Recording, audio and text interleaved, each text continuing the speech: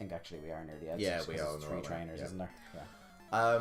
On slightly on a lighter-hearted subject, Syria. Oh dear.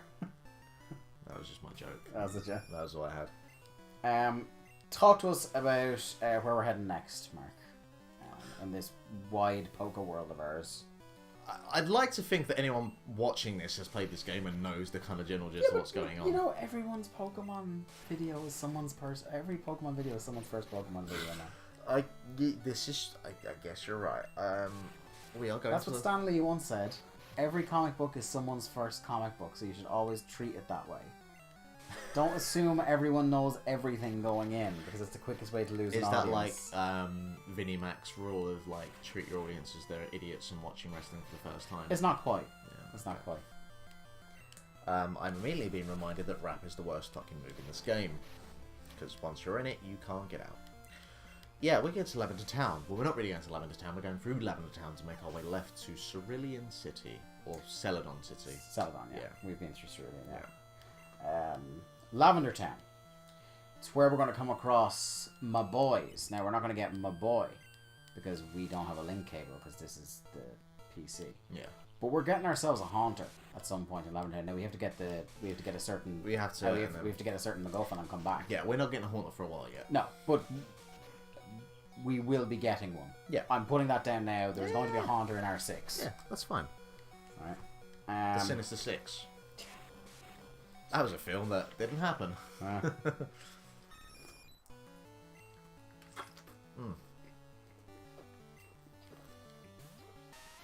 The more I drink this, the more I'm on board with it. Give us your review of the 7-Up Free Mojito, the new variation on the 7-Up brand. Well, Which I didn't see in the UK when we were there, so I'm thinking we might just be the only ones that have it, because it certainly wasn't in the US when we were there. Does that say something about your country as a nation of drinkers? Although, not that I imagine mojito is really... Is that popular drink here? Is that... As far as cocktails go, it probably is. Yeah? Yeah.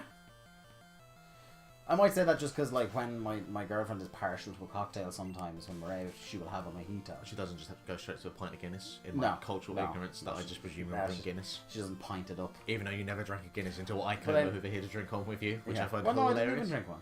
Huh? I didn't even drink one then. I gave you my voucher because you lost yours. Did I? Oh. Yeah. I thought, no, but I think you at least had a sip of it. Nope, I didn't. Oh. I've had a pint of Guinness before. Oh, okay. I had it on one of the Arthur's days because you used to get them for free in the pub. Oh, okay. And it was awful. Do you know what I found out the other day, actually? Do tell. Because I, one of and since the last time we did this recording, I had a girlfriend now, how about that? One of her... And it's not me! I know! Who'd have thunk? One of her friends was talking about she went to... Jesus fucking Christ, wake up. One of her friends went to donate blood, but they said to her that her iron levels were too low. Yeah, hemochromatosis. Something like that. But she also is a nutritionist and went, fuck off, I know how this all works. My blood level, my iron levels can't drop by 2 points or whatever. And I've been asleep for 5 turns, this is ridiculous. And so they, I immediately said, oh, so did they give you a pint of Guinness then, in my understanding of what I know about Guinness being it has lots of iron in it. And she said that they've actually changed the ingredients, and it actually doesn't have as much iron in it as it used to now. Yeah. And this is a thing I didn't know. I didn't know that either. No. Yeah, that is the traditional thing over here, is when you give blood, you either get a cookie or a pint. Yeah. Guinness. I mean, I know about the cookie.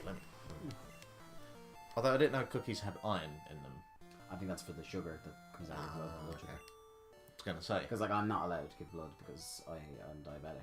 Well, yeah, you're like half dead anyway, so... What the Jesus folk like. Thanks, mate. You're welcome. Oh, the dude is evolving. I'll have you know. Right? Oh, the dude is evolving. He's Mega dude. Big Lebowski. Hey, there you go. No, the interesting fact is that the first person ever to be treated with insulin for being diabetic, somewhere around the turn of the 20th century, lived till her late 90s. Wow. And that was when they were doing it with cow insulin.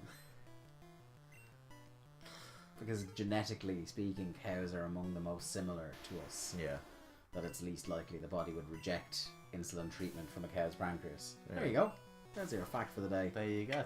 See, I think part of it... Straight in.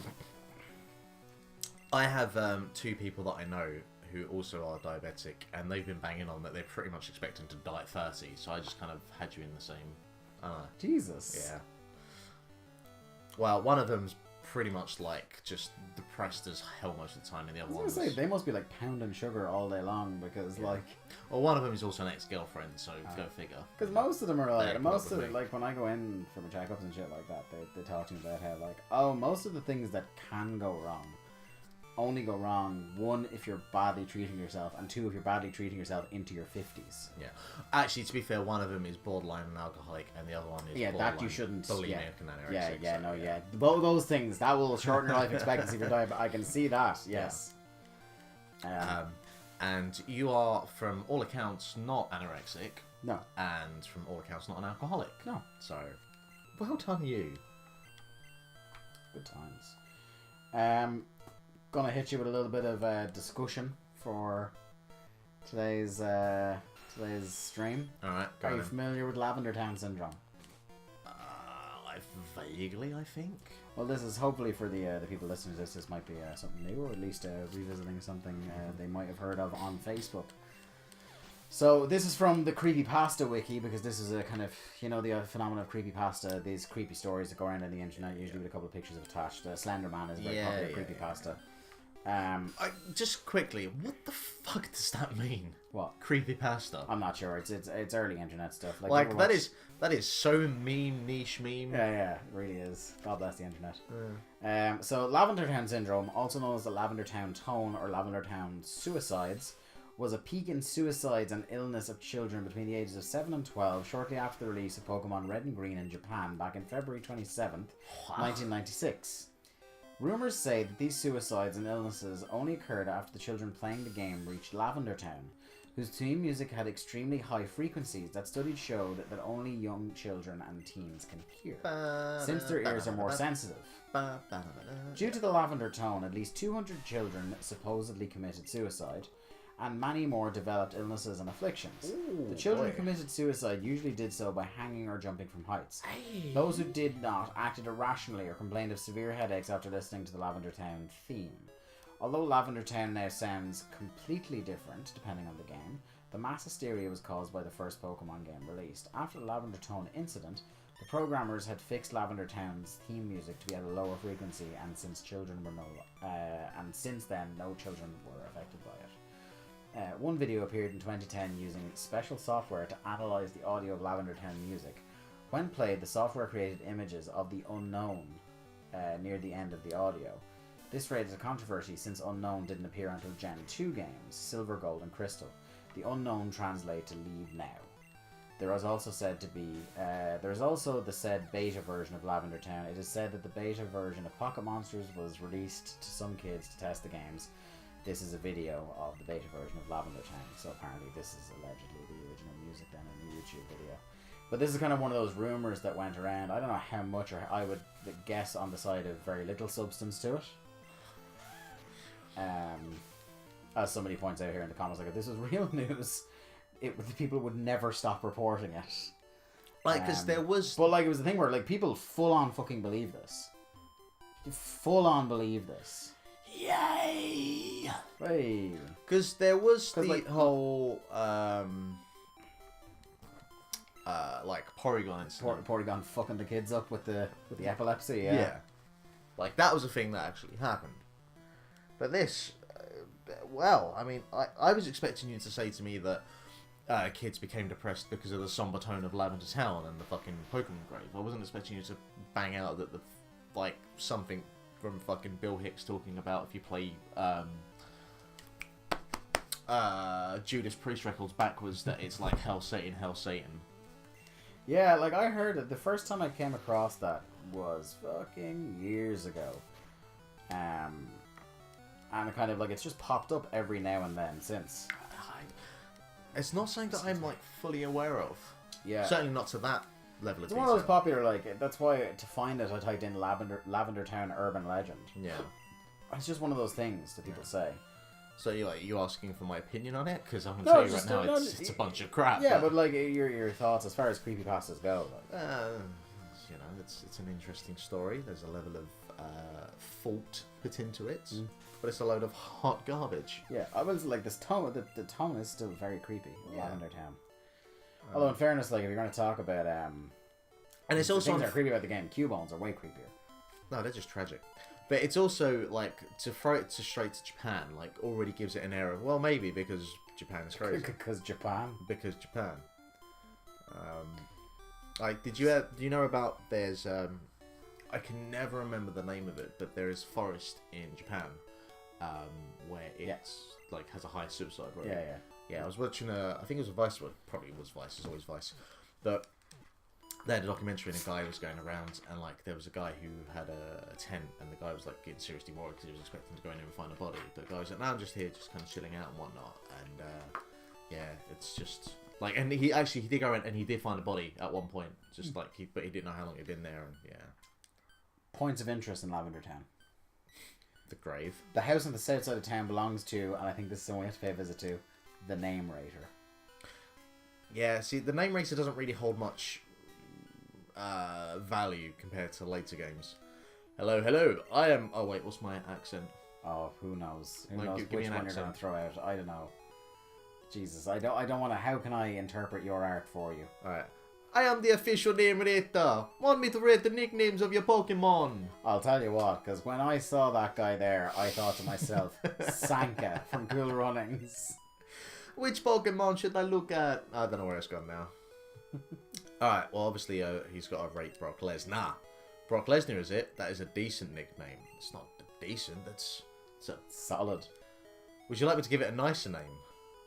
No. No. Fine, come by. I would like you to give us the opportunity to rename him Bork Laser. Yeah, I can do that. He doesn't do that, though, does he? Yeah, you can do that. Oh. Yeah. Oh, so we can finally fix it. Yeah. Because that's been bugging me. Yeah. But would you like me to give it a nice name? Yes. Ta-da! Oh, thank God.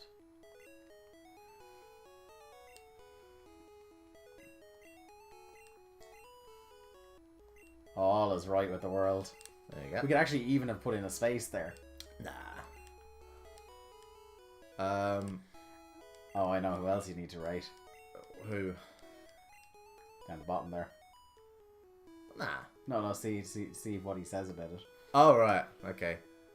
That is a decent nickname. No, name rater. I'm not sure about that. Yeah, I think he's just... You should see when Jailbait uses Flash. I think he just kind of has, like, standard conversation phrases and then just like, yeah, great, whatever.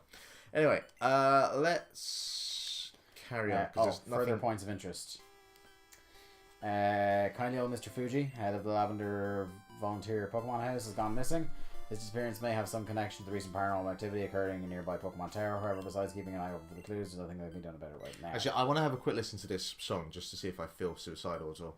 Okay, well, this is allegedly the changed version of it, obviously. It is creepy. It is creepy, but yeah, it's definitely not as high pitched as I'm presuming it's meant to be, because I'm also not a child now, so sadly so. But yeah, it has a certain melancholic feel to it. Alright, and away we go. To Route 8. Shall I tell you the available Pokemon on Route 8? Yeah, why not? I can finally get rid of Jailbait. We're blue, so we can have a Pidgey. Are we blue dabba dee daboo da? Hey. Oh, you're going to be happy about this. So we can get a Pidgey. Yep. A Meowth. I'm not really happy about that. No, that's not where I'm going. A Sandshrew. I could get a Sandshrew like. And a Vulpix. Oh, Mark Robinson loves a Vulpix. And there's a 20% chance you'll get one. I'm trying to remember. Because Flareon sucks. So if I'm gonna get a fire type, maybe a Vulpix is the way to go. You do love a Vulpix. I do And love if I'm going to a have my Vulpix. Haunter, you can have your Vulpix. And we are going to be taking on Celadon's grass type gym. So maybe it's a way to go. Yeah, I think so. And it will be what level roughly? The levels range between 15 and 18. Cool. Can you find out when it learns a fire move? Yeah, I think, is it one of the ones that has Ember very early? I hope so.